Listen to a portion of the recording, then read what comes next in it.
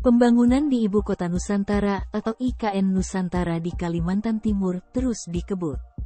Termasuk kantor kementerian dan rumah menteri yang progresnya terus meningkat. Dua menteri pun tak ragu menjadi orang-orang yang pertama menghuni IKN Nusantara. Dua menteri tersebut yakni Menko Perekonomian Airlangga Hartarto dan Menteri PUPR Basuki Hadimuljono. Dilansir dari Kompas.com, Airlangga Hartarto mengajak Menteri PUPR minum kopi bersama di Ibu Kota Nusantara. Airlangga beralasan, selain kantor Kementerian PUPR yang selesai dibangun, kantor Kemenko Perekonomian pun demikian. Hal ini disampaikan Airlangga dalam paparannya saat acara PSN Sewindu di Jakarta, Rabu, tanggal 26 Juli tahun 2023. Pembangunan ibu kota negara ini selain kantornya Pak Basuki, kantor Kemenko pun yang akan di sana. Jadi, nanti saya akan ngopi bareng dengan Pak Basuki di IKN saat selesai pertama, kita nikmati bulan-bulan menjelang Agustus. Nah, itu perencanaannya, ungkap Airlangga.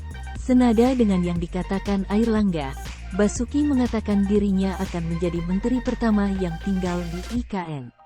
Namun demikian, dirinya hanya tinggal beberapa bulan sebab masa kabinet Presiden Joko Widodo akan berakhir tahun depan.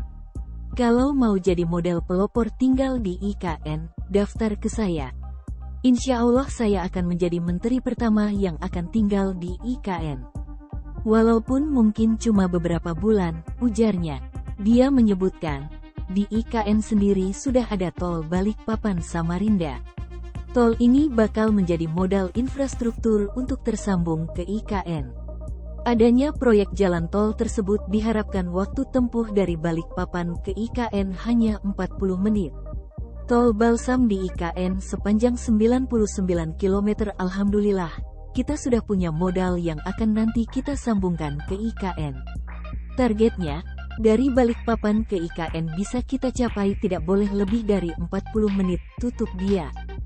Sementara itu, Ditjen Bina Konstruksi Kementerian Pekerjaan Umum dan Perumahan Rakyat mencatat pertanggal 16 Juni tahun 2023 sebanyak 22 paket proyek khusus IKN Nusantara sudah terkontrak.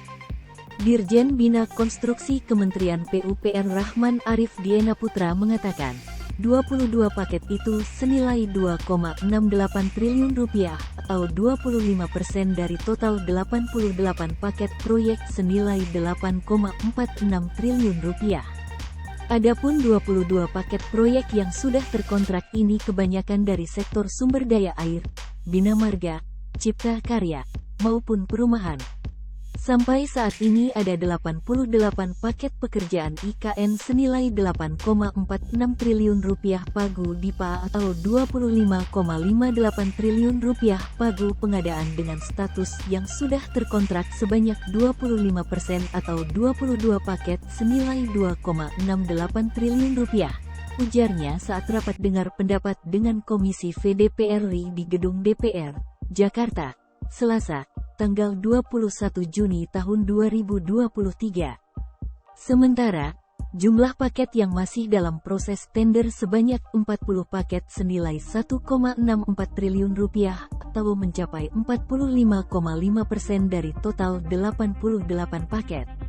Dari 40 paket itu, sebanyak 6 paket atau 15% sudah penetapan pemenang tender sedangkan 34 paket sisanya atau 85% belum penetapan. Dengan demikian, per tanggal 16 Juni masih ada 26 paket proyek senilai Rp4,14 triliun atau 29,4% dari total paket masih belum ditender.